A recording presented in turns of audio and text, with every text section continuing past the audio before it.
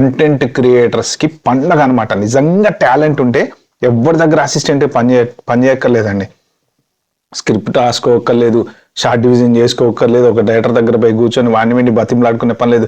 Talent ఉంటే, కాకపోతే ఒక్కటి ఏంటంటే పాపం ఈ డైరెక్టర్ వాళ్ళకి కలగనే వాళ్ళకి ఏంటంటే డబ్బులు పెట్టేటువంటి కెపాసిటీ ఉండదు. కానీ ఏంటంటే మీరు ఇవన్నీ కనుక నేర్చుకున్నారనుకోండి ఆబ్వియస్లీ చేసేయచ్చు. సో ఇప్పుడు హాలీవుడ్లో కూడా ఇదే మంటలు మండుతున్నాయి అనమాట. వాళ్ళందరూ ఏంటంటే ఈ రైటర్స్ అసోసియేషన్, తర్వాత ఈ హీరోస్ అసోసియేషన్, అంటే వేరే ఇప్పుడు టామ్ క్రూజ్ది వాళ్ళు అక్కడ క్రియేట్ చేశారు కదా ఆ చైనీస్కి సంబంధించిన సిడాన్స్ వెబ్సైట్లో కాపీరైట్ ఇన్ఫ్రింజ్మెంట్ యాక్ట్ అనేది ఉంటుంది కదా. అంటే మా ఫేసులు మా పర్మిషన్ లేకుండా మీరు మీ వెబ్సైట్లో పెట్టి విజువల్ క్రియేట్ చేశారనేటువంటి కాపీరైట్స్ వాళ్ళ మీద వేయడానికి, తర్వాత వాళ్ళ మీద ఏది మన ఈ సాఫ్ట్వేర్ బ్యాన్ చేయమని చెప్పడానికి ప్రస్తుతానికైతే ఈ ధర్నాలు ఏవేవైతే, ఎందుకంటే స్క్రిప్ట్ రైటర్ పని అయిపోయింది. ఆబ్వియస్లీ ఒక సినిమా స్క్రిప్ట్ కావాలంటే బూమ్ 2 నిమిషాలు వచ్చేస్తుంది, షార్ట్ డివిజన్ వచ్చేసింది, డ్రెస్సింగ్ వచ్చేసింది, హీరో హీరోయిన్ లొకేషన్ వచ్చేసింది.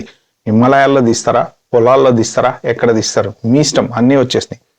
ఎవరితోటి పని లేదు, కూర్చున్నామా ఒక ల్యాప్టాప్, కంప్యూటర్, మౌజు, మనకి తెలివి, అంతే. ఇదే ఖచ్చితంగా ఇదే కెమెరా యాంగిల్స్, అంతే. పక్కన కెమెరామెన్ కూర్చోబెట్టుకుంటే అన్న నాకు ఇటు లెఫ్ట్ నుంచిది రైట్ నుంచిది. అందుకని హాలీవుడ్ ఇండస్ట్రీ వాళ్ళు భయపడుతున్నారు. ఇక మన ఆర్జీవి గారు పోస్ట్ చేశారు.